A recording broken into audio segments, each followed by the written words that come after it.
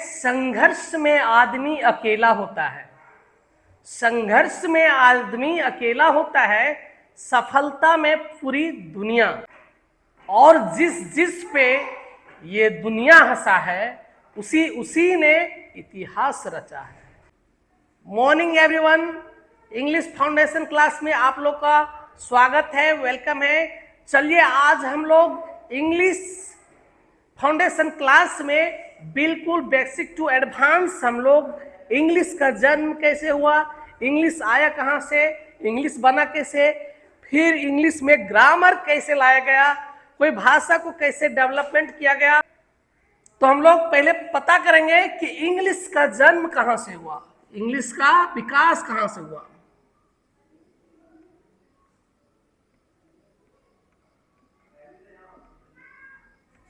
हम लोग सबसे पहले जानने का प्रयास करेंगे कि इंग्लिश भाषा का विकास कैसे हुआ, कोई भाषा एट फर्स्ट आया कैसे और इसका डेवलपमेंट कैसे हुआ। लोग तो पहले कोई भाषा नहीं था, जब मानव सभ्यता का विकास नहीं हुआ था उसके पहले कोई भाषा नहीं था, ना इंग्लिश था, ना ग्रामर था, ना इंग्लिश स्पीकिंग था। तो उस समय लोग क्या करते थे। तो इस तरह से हम लोग पहले जानेंगे कि इंग्लिश भाषा का जन्मदाता कौन है और इसका जन्म कहाँ से हुआ, इसका विकास कैसे हुआ।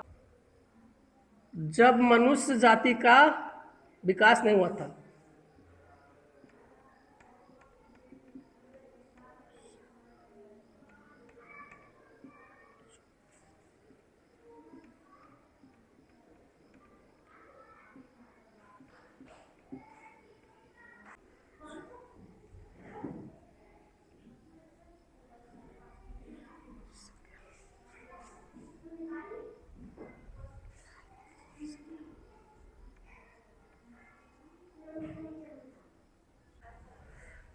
तो जब मनुष्य जाति का विकास नहीं हुआ था तब लोग क्या करते थे। मनुष्य जो है जंगलों में रहता था, तब ना कोई लिपि थी और ना ही कोई भाषा था। तब वे लोग भाषा के रूप में साउंड का प्रयोग करते थे, साउंड का प्रयोग करते थे। फिर साउंड को लेटर में बदलने का प्रयास किया गया ताकि लोग एक दूसरे की भाषा को समझ सके। जब लोग अलग अलग प्रांतों में, अलग अलग देशों में, अलग अलग भूखंड में रहते थे तो सबकी साउंड अलग थी, एक दूसरे की भाषा को समझने में समस्या होती थी, समझने में परेशानी होती थी।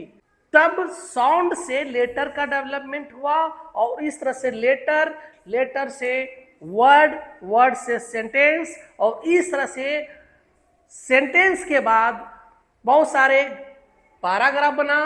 पैराग्राफ बनाने के बाद बुक का रचना हुआ और जब बुक का रचना हुआ तो ग्रंथ जैसे रामायण, महाभारत, इस तरह से रिलीजियस ग्रंथों को तैयार किया गया। जब लोग अलग अलग प्रांतों में रहते थे, अलग अलग भूखंड में रहते थे तो लोगों को एक दूसरे की भाषा को समझने में बहुत सारी परेशानी हुआ। तब लोगों ने इंग्लिश को एक इंटरनेशनल लैंग्वेज के रूप में बनाया गया ताकि इस भाषा के माध्यम से पूरा दुनिया के लोग एक दूसरे से कनेक्ट हों और एक दूसरे की वक्तव्य को और एक दूसरे की भाषा को समझ सके। जैसे चाइना के लोग च्यू चाओ क्या करते पता नहीं, अफ्रीका के लोग भी किसी आवाज में किसी भाषा में बात करते हैं, समझ में नहीं आता है। तो इस तरह से हर एक देश के लोग की अलग अलग भाषा थी और अलग अलग भाषा होने के कारण लोगों को एक दूसरे की भाषा समझ में नहीं आती थी। इसलिए इंग्लिश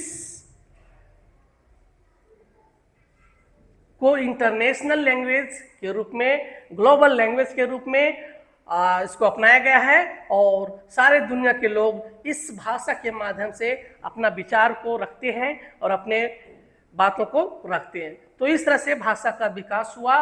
तो इस तरह से हम लोग देख सकते हैं साउंड से लेटर का विकास किया गया, फिर लेटर से वर्ड से सेंटेंस और बहुत सारा सेंटेंस बनने के बाद पैराग्राफ बनता है और बहुत सारे पैराग्राफ बनने के बाद बुक्स बनता है, जैसे रिलीजियस बुक्स जैसे रामायण, महाभारत, कुरान, बाइबल, तो इस तरह से दुनिया का सारा बुक का रचना हुआ।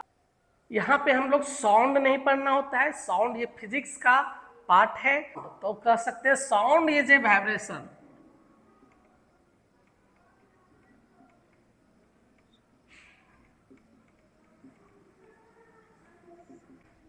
that travels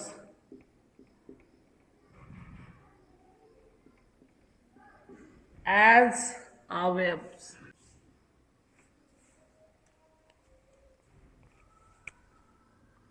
क्या है sound? What is sound? Sound is a vibration that travels as a wave. Sound जो होता है, जो आवाज, किसी आवाज को हम लोग सुनते हैं तो कैसे निकलता है, तो ट्रेवल करता है वेव के माध्यम से। जैसे एक माध्यम से हम लोग समझ सकते हैं, एक एग्जांपल से हम लोग समझ सकते हैं